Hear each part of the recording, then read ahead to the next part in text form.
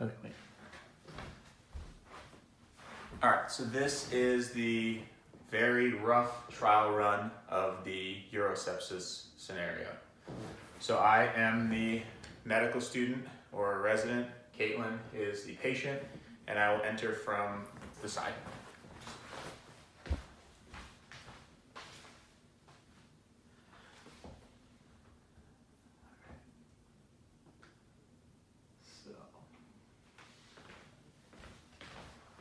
Hi, Em. How are you? My name is Dr. Lazar. I'm one of the residents in the emergency department. Someone told me that you weren't feeling well. What's your name, ma'am? Dolores. Dolores. And what's going on with you today? My belly hurts. Your belly hurts. And how long has it been hurting like that? 3 days. And before then, how did you feel? Just fatigued, tired. And right now, do you feel tired? Yeah. Okay. Does anything else hurt, like your chest, your head, anything like that? No, just my belly. Okay. Have you had any bowel movements that have hurt or were bloody? No, they've been normal.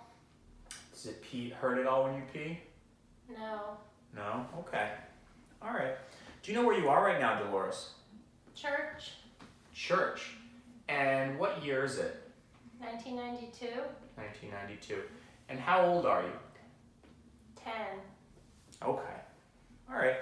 Well, I'm just going to hook you up to some quick vital signs. I'm looking through your chart here. I'm getting all your history. It's okay if I look through this and I don't have to ask you all these questions? Yes.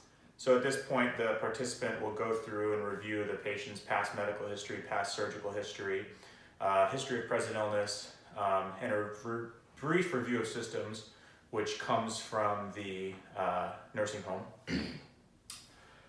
So it looks like you have diabetes, hypothyroid, or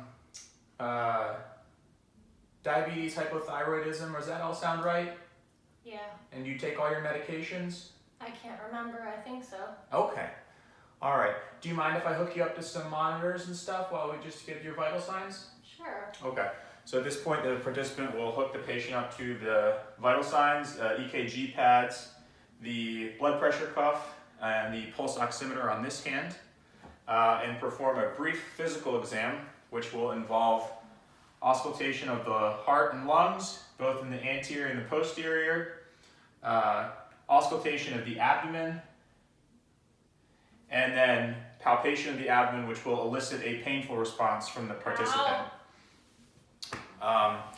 So at this point, the vital signs are up on the screen here, and demonstrates a pulse ox of 88% on room air. So at this point, the participant is expected to start a peripheral IV and oxygen from the wall.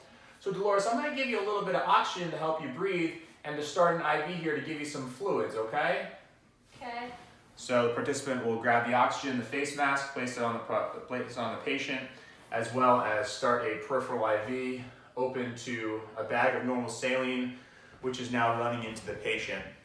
So at this point, the participant has connected the vital sign, or established vital signs by connecting the EKG, established a peripheral IV with starting of IV fluids, and given supplemental oxygen with a face mask, which is all that's expected. At this point, the final, now we suspect that the patient has some sort of infection, and so what is to be expected is to get routine lab work.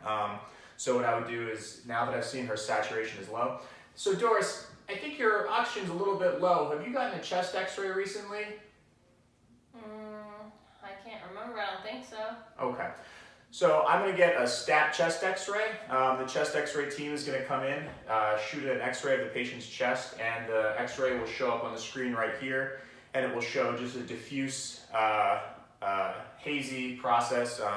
The picture is shown in the Word document that I've sent. So now, as I said, all the things that we've established and then gotten the x-ray, this concludes the first phase of the simulation.